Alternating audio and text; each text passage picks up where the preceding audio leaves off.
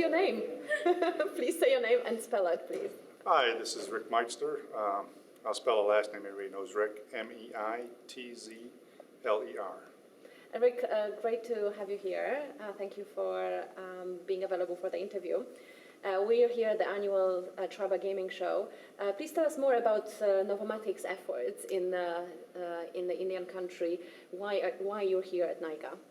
Well, we're a big European company, as you know, from Novomatic, very large in Europe. Our first entry into the U.S. was about a little over 2 years ago, 2012, 2013 we came in. And the tribal markets tend to be the markets you go after first. They have a little bit easier licensing process. So they're an important market for a startup company like us. So they're an extremely important entity to us. And we're just happy that we're part of the NICA Association. We're an associate member. And we're looking forward to working with all the tribes across the U.S. And looking at today and 2016 and your presence here at the show, what would you say is the most important topic or issue that you want to get people's views on here at the show? We want them to come in and see our product, to see if we've taken a European-based product line to bring them over here to see if it works here in North America. And it's great to bring them into the tribal gaming because they're easier to get into. And they just do such good business, and they're just easy to deal with. They give you numbers, they share, and we can really partner with them to try to work out exactly what our games are, what our flaws are, what our strengths are, and how we can then develop better games. Clearly, you're a big organization, a global organization. You're present in a lot of markets, and you have a good overview of all of the important trends globally. What would you consider to be the biggest opportunity or the biggest trend in tribal gaming, and how does that compare to what's going on in other markets where you're present? Well, the biggest trend, I'm not sure if there's a big trend, new games. Everybody's trying to reach down to find the next generation of players, the millennials. I'm not sure if we're really trying to reach the millennials, but we're trying to reach the millennials that will turn 10. In 10 more years, they'll be our player base. So we're trying to obviously reach the millennials, and one of the ways we do that, and I think is really the next wave of gaming, is something tied into the internet. Because if you look at the millennials, they're used to playing with, they've had a device in their hand since birth almost. They're playing with games. We're trying to get to that point. I think iGaming, people are afraid that iGaming's not going to drive people to the bricks and mortar, and we kind of feel it will. If you can do it right, you can bring iGaming, another level of gaming, bring it into the market, and then bring people to play at their house, but then, hey, I want to go in and play the real thing. There's only one Las Vegas. I want to go out and see the Mecca. And that's kind of what we're trying to do, tying iGaming and the fun into that and bringing that in there. And Native American, we launched our first social casino with Foxwoods. So we partnered with them, and that's our first foray into the North American market, and more should be coming. And we're excited about that opportunity to launch inside with Foxwoods and bring that next technology that we think is going to kind of start tying a little bit more pieces into our bricks and mortar. Excellent. Well, we look forward to seeing the progress on that front. Now, this interview will be shown via our iStotally gaming channels to the gaming industry globally, which obviously you're a big part of. What are the opportunities, do you think, for the global gaming industry in the Indian country? Well, a lot of what's going on, you're looking at such giant resorts, and you're starting to see that come out. Russia's opened up some giant resorts, and the big resorts like the Foxwoods casinos with 6,000 machines, or WinStar now has 7,600. I think Foxwoods is a little below that now.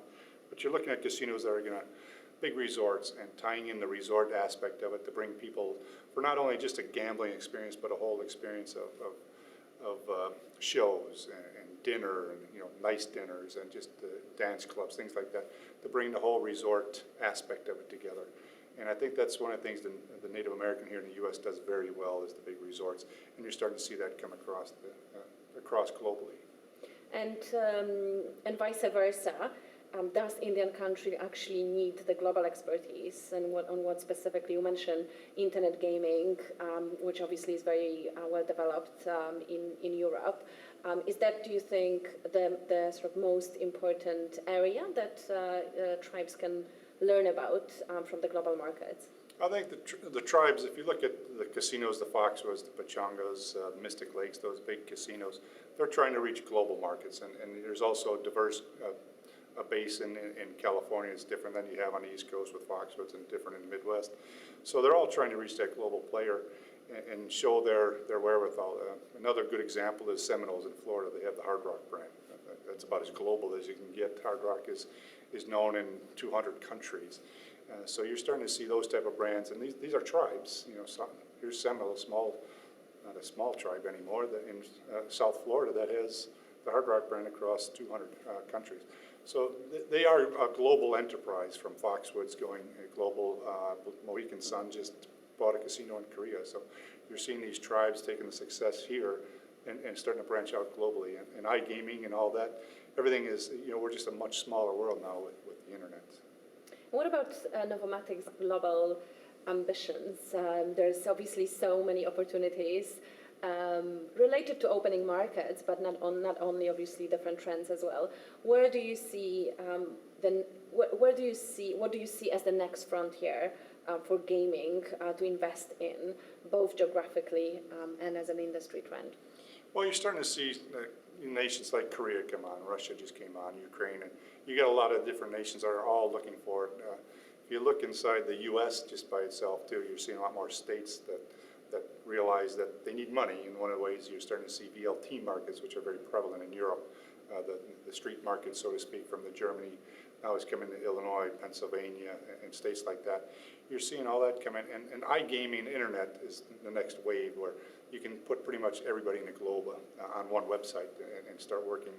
You know, Foxwoods can draw from, you know, all their casinos experience across the world, Seminoles, things like that.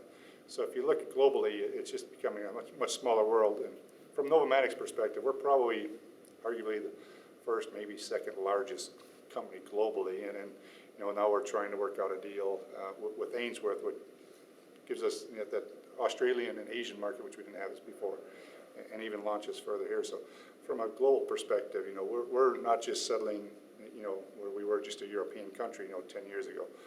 We're now branching across the entire globe, and that's exciting because this is a great company, great run company, and what we can do and the expertise we can take from our Austrian roots is phenomenal, exciting. It does sound very exciting indeed. But of course, behind every success and any kind of expansion, there are people with skills and people with expertise and experience. And I wanted to ask you a few more questions around sort of your personal experience as a leader and the lessons that you could share with the people who are here and with our audiences globally. So on your personal level and in your career, who would you say influenced you in particular? Who has been your biggest mentor that really helped you get where you are right now? Well, you know, I've been in the industry almost 40 years. You know, I always break it down by pieces. I started my roots with Bally, and Billy O'Donnell Sr. was probably, you know, the greatest. You know, back in the 60s and 70s, he launched Bally with the product there, and you know, you learn from guys like that just teach you the basics of the industry. And then, you know, most recently, I've had the pleasure of working with Billy O'Donnell Sr. is probably one of the legends. The other legend was Cy Red. I never had a chance to work with him from IGT, but in 2007, 2010, Len Ainsworth brought me over to Ainsworth, and you know, he's a legend. I mean, I learned so much from Mr. Ainsworth, and just his desire and his passion for the industry. And he always said that if you're in this industry for 6 months, you're in it for life. And you know, he was the biggest mentor from that period.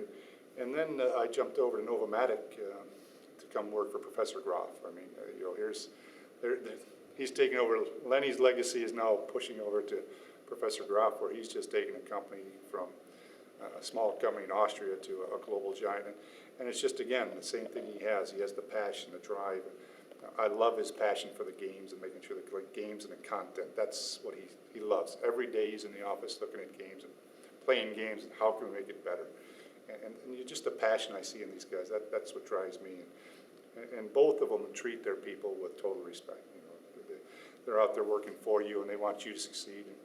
And we succeed as a team. And I think that's what's probably the biggest important thing is those two guys they build good leadership and good teams, and you just respect and learn from them. And could you share a few more of those leadership lessons with us and with our audience, with all of those aspiring young executives who are here and look up to people like you and they want to learn? What are the most important leadership lessons that you could give them that could help them get where you are at some point, get to where you are right now? You know, one of the leaderships I learned early on in my career as a salesman is you listen. You got to listen first. So you go into a casino and you're going to try to sell your products to a slot manager or a VP of slots. He doesn't want to listen to you tell him about his floor because he knows his floor better than I do. And people that try to go in and explain, oh, this is what you should be doing. You got to listen. You listen to your customers and you listen and you'll hear nuggets he'll throw out at you. And you take that leadership, those little nuggets and turn into your leadership. And the one thing I've always been, even as a leader or as a person, the adage, you treat the janitor the same as you treat the CEO. So I try to make everybody in my team feel like they're a team player. And you got to make it, and it only succeeds if you're a team. If you're not a team, it's the old chain link, if one link breaks, the chain breaks. So I've always tried to, leadership starts with teamwork, and that's important to me. Great advice. What was the one, if there was one, or if you can pin it down, most important milestone or turning point in your career that really you could attribute your success to? It probably goes back to the 80s, again, showing my age here. But as an American, sometimes you don't get out of that little shell. You stay in your little city and you don't branch out. And I was 24 years old and had an opportunity to head up a program in Germany. Never been out of the country, and Valley offered me a position to go to Germany and run a program over there, putting slot machines on the U.S. military bases. And I kind of stepped out of my comfort zone, went over there and just saw that this is a global opportunity. It's not just about Las Vegas at that time or Atlantic City. This is a global phenomenon. I think just going out there, branching out as a 24-year-old kid, and learning to adjust to a new country and new cultures, and going about, back then you had passports to go to every other country, and it was just exciting. It made me see the world as smaller, and that the world was our oyster. You could really go after a lot of different things. So that was probably the biggest turning point in my career. And similarly, what would you have done differently? One thing that you would have done differently if you could turn back the time? I would have bought a lot of IGT stock. I bought a lot of stocks in the gaming industry, because if you look at this, IGT, Bally, Williams, the amount of talent in this industry and how it's grown from, Las Vegas in the 70s, we went to Atlantic City in the 80s, and now it's, every state other than a couple states has some form of gambling, and now it's global. I mean, all this, I should have believed more in the whole market, but I have dedicated my whole life to this market, and I do love it.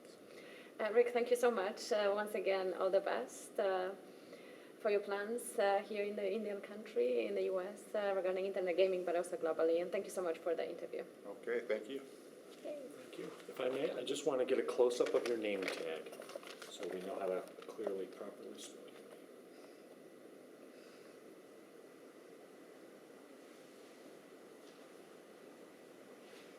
Thank you very much. You're very kind. Thank you. Now you can go home, right? You're such a good